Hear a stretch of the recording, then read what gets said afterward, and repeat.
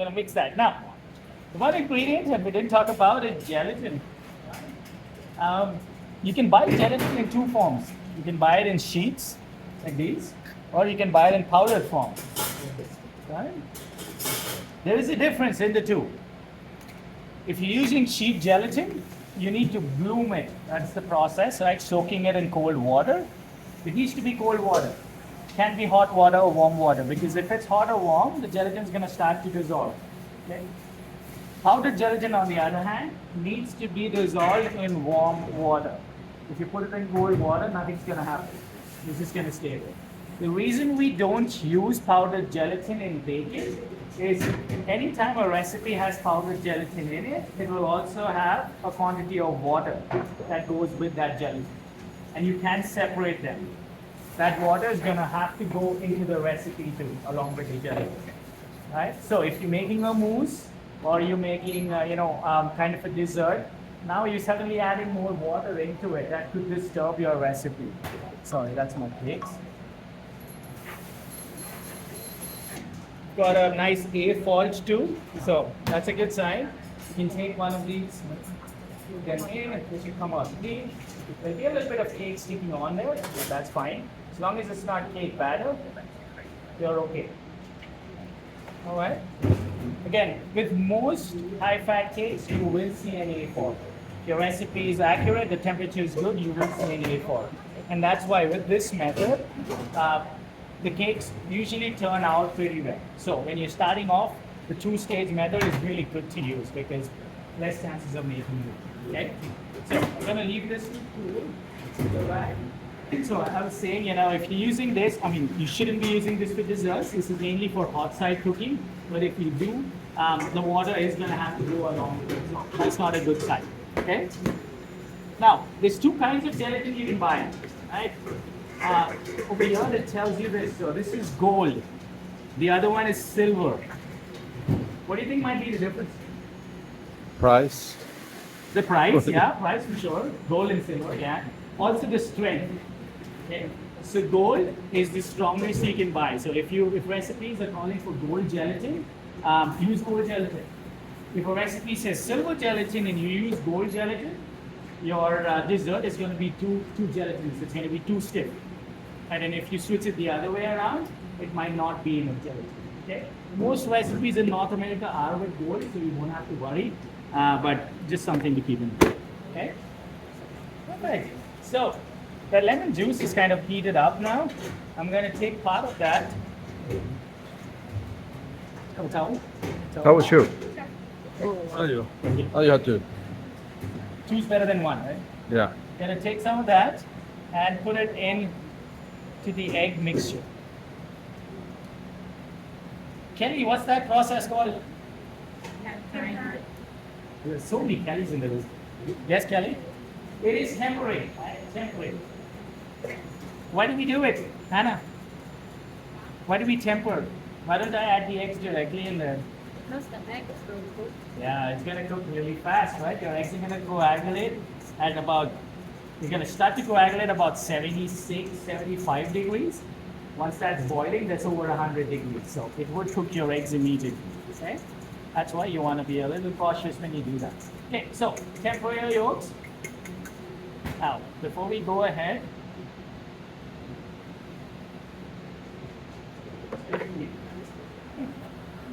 before we put it in.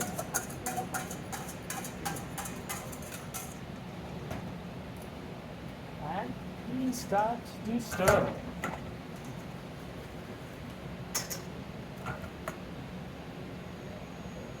So using a rubber spatula, we're just gonna move this around. Yeah, we're gonna take this up to your, we're gonna take this up.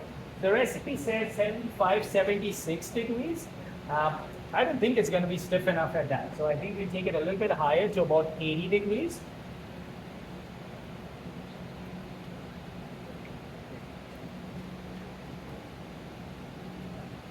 Are you done? Can you- There's on my table. That's okay. Just stand for me. Smile. Thank you. Thank you so much. All right. There we are.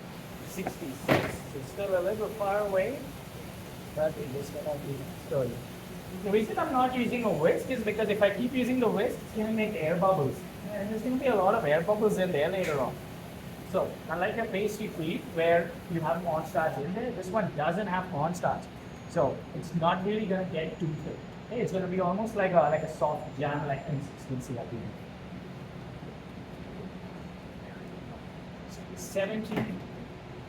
When you're cooking this, it's not going to get too thick. Don't expect it to get too thick, right? The main purpose of doing this is to just make sure we cook those eggs. Right, that's the main goal. The thickening is going to happen with the butter and the gelatin. Those are the two ingredients that are going to play that part. 70.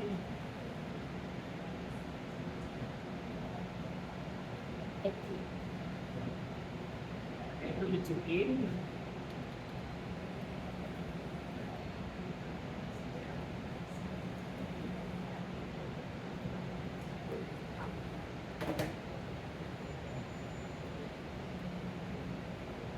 They tend to go to 85.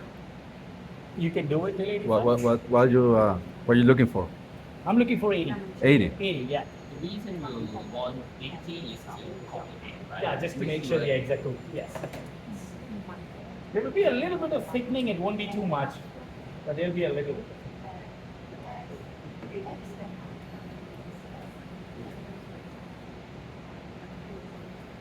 It's 75. It's going. It's going. It's going.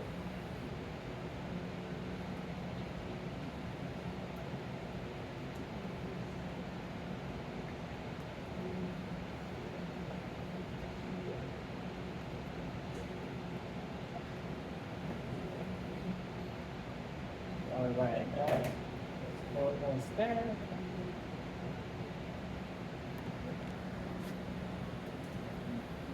Okay. As this is cooking again, you want to make sure you just grab everything from the side because with the heat, there's a good chance that that might begin to cook. The eggs might begin to cook. Okay, so just be cautious with that.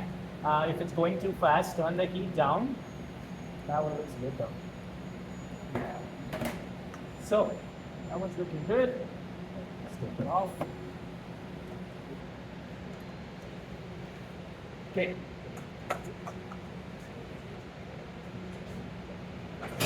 All right. Now, once you take it off the heat, next thing going in is going to be your gelatin. So make sure you take it in your hands, squeeze out any bit of water that might be there. You want to do this step while it's still warm.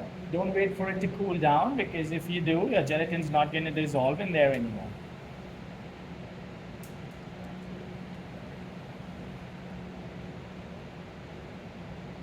Right? And as soon as you put that in, you'll notice gelatin's gone, gelatin's dissolved. Right. Now, the final process is adding the butter in. And this is an important step. Okay? When you are adding the butter, try not to dump everything in there. Because if you do, lemon juice is kind of like water, so it's liquid based. You have fat. Right? So you're trying to mix fat and water over here. When you do that, it needs to be mixed in slowly so that it emulsifies. Right? If you just dump everything, the butter is not going to blend in and it's just going to float on the top. Okay? So what I like to do is to just break them up into small pieces and work them a little at a time. Okay. The butter is going to do two things. It's going to give it richness. It's going to give it flavor. Right now, it's also going to help cool down your lemon curd. Okay, so those are the two steps your butter is going to be playing. Now, if in case you get to a stage where you've added all your butter in, your lemon curd is already cooled down, but you can still see chunks of butter. Don't panic, it's okay, it happens. The way to fix that is we're going to have to use a hand blender. Right? So we'll just put it in a deli, we just use a hand blender, blend it down, and that's going to help the next thing. Okay? Now, whenever you do pastry, cream, lemon curd, or anything that is thickened with egg yolks, once you put them in a container and let them sit in the fridge, you want to avoid the urge of going and keep stirring it. Because what happens is if you stir it, you keep agitating it, the binding between the egg breaks. and then it just gets really runny. So that's why the pastry cream, you make it once, you put it in a hotel pan or a deli, and when you're ready to use it, you just take it right out and use it. You don't whip it, you don't do anything to it, right? Same thing with the lemon curd, no mixing. You just scoop it out of the container that you have it in, and you start using it. Okay, so those are some pointers for when you do lemon curd. The same recipe can be done with passion fruit. If you want to make a passion fruit curd, you can also do it with maybe a calamansi, yuzu, some of those fruits. You can't do anything sweet, right? When we do these, it's really crucial that you have something citrusy. So maybe an orange is okay, a grapefruit's okay, but don't try and make like a strawberry curd because what happens is with strawberries already have quite a bit of sugar in them, and when you add so much more sugar, it just becomes more like a jam. It's not a curd anymore. So something to keep in mind. Okay, so just gonna add this in. All my butter goes in, and that is it. Once it's all done, I'm gonna transfer it into a deli. And you put it in a deli, one thing you want to remember is when you want to put some saran wrap on the top, similar to what you did with your pastry cream, right? Touching the top, otherwise it forms a little skin. And then that just means you're wasting something. Okay? So, Kelly, I'll give you this. Can you keep stirring it for me, please? Until that butter is all dissolved. I'm just going to move on to the next demo. So,